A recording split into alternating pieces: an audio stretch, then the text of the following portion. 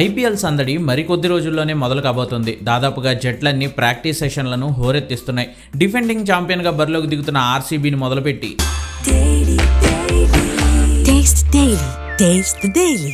IPL మాజీ champion జట్లు, కొత్తగా కప్పు కొట్టాలనుకునే టీమ్స్ సమరానికి సై అంటున్నాయి. అయితే ఈ టైంలో orange army Sunrisers Hyderabad జట్టు సరికొత్త నిర్ణయాన్ని తీసుకుంది. అదే కెప్టెన్ మార్పు.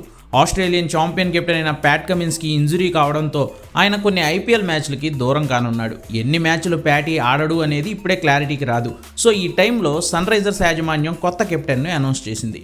కెప్టెన్సీ చైర్ కోసం పాకెట్ డైనమైట్ ఇషాన్ కిషన్, పులి అభిషేక్ శర్మ మధ్య పిచ్చ కాంపిటీషన్ ఉండగా orange army management Ishan Kishan వైపే మొగ్గు చూపింది.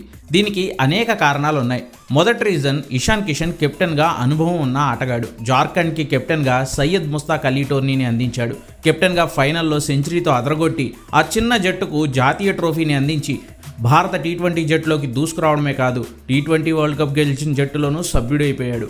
పైగా ఇదే టైంలో అభిషేక్ శర్మ ఆశించినంత ఫామ్లో లేడు. వరల్డ్ నెంబర్ టీ20 బ్యాటర్ నుంచి జింబాబ్వే మ్యాచ్లో ఫైనల్లో కివీస్ పైన తప్ప హాఫ్ సెంచరీలే రాలేదు. 3 సార్లు డక్అవుట్ వరల్డ్ కప్లో.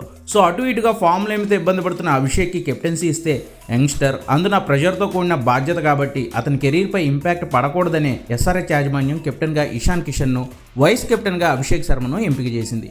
బట్ ఫ్యూచర్ కెప్టెన్గా అభిషేక్ శర్మకు అవకాశం ఉందని చెప్పడానికే వైస్ కెప్టెన్సీ ఇచ్చినట్లు మాత్రం అర్థమవుతోంది.